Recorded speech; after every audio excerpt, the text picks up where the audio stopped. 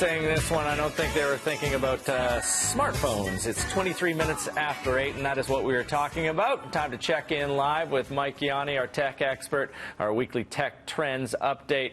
Last week, was it, Mike? You were in California and examining some of the new phones that Apple is coming out with. We head back. Oh, you have it right there. I do. We head back to the Silicon Valley. Another giant Google talking about their phone.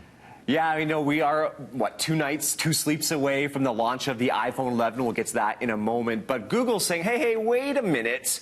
We have a phone coming out, too. And, of course, they've timed this perfectly because they want to steal some of Apple's thunder. So are you familiar, Michael, with the Google Pixel phones? I love the Google Pixel phone. In fact, I tried to get it as my work phone, but they wouldn't let me have one. Yeah, they're known, of course, for their cameras, right? Yep.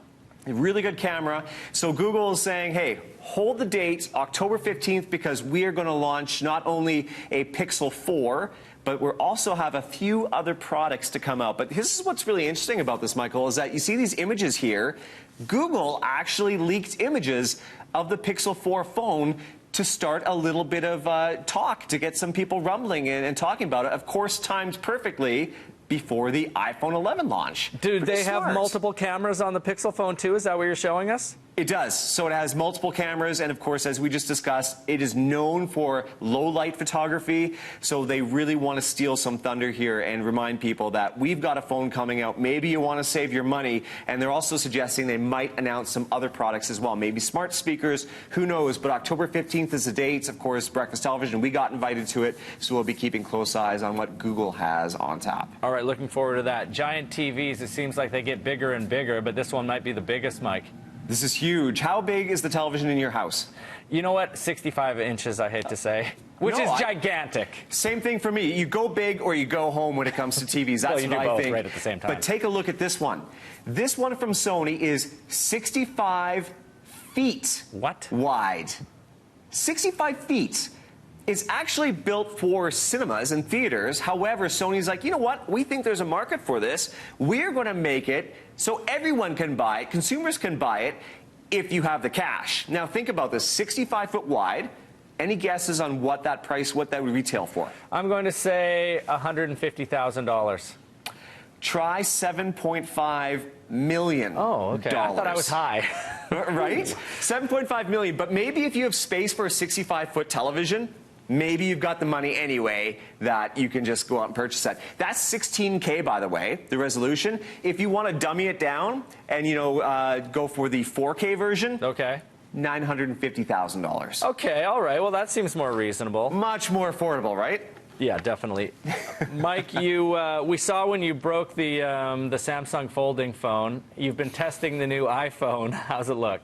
Have you smashed it yet? I'm pleasantly surprised with it. I was at the event in Cupertino last week, and I've had my phone and my hands on the phone for the last week testing it out. Some things I want to point out. Processor, it's much faster. Battery life, Michael, battery life means everything to me. I'm a power user. You wake up early too, you know it has to last throughout the day. 4 to 5 more hours of battery life on the iPhone 11, especially the Pro model, which I have here. But the cameras, you'll notice the 3 lenses on the back here, a triple camera system on the Pro.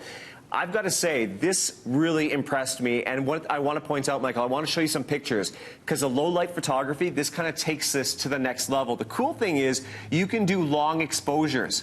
This was taking at about 10 p.m., and that light that you see kind of through the pathways of trees, it was just a pin light.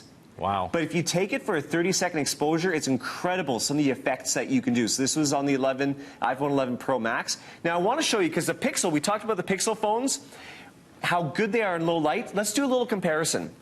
We took this shot of a fence. This is done about 9:30, so it was still total blackness here. This is just about 10 minutes outside the city. This was a Pixel 3 phone. There is a fence there in the foreground. Now, let's swap over now to the iPhone 11 Pro Max. Okay. And you'll see the difference. Yep. It's a little bit more you can clear. See the fence. Yeah, a little bit more clear, a little bit more light. You can see a little bit, you can even see the grass, the blades of grass. But this is the next one I really want to show, because this really showcases low light photography on the iPhone 11 Pro Max. I parked my Jeep just because I didn't really have a good subject.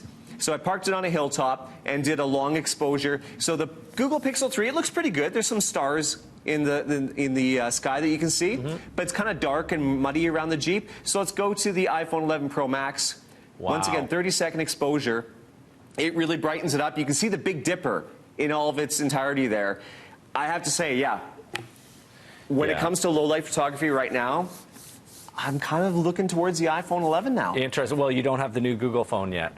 Well, that's just it. And, of course, that's why Google's like, hey, we've got a phone coming out. So we'll see what happens. Well, and you have a future of as a Chrysler photographer. Jeep there you go. Buddy. I want to quickly point out, if you want to see all the comparisons, go to the Breakfast Television website because my full review of the iPhone 11 Pro Max is online. Thanks so much, Mike. We appreciate it. Coming up, we check in with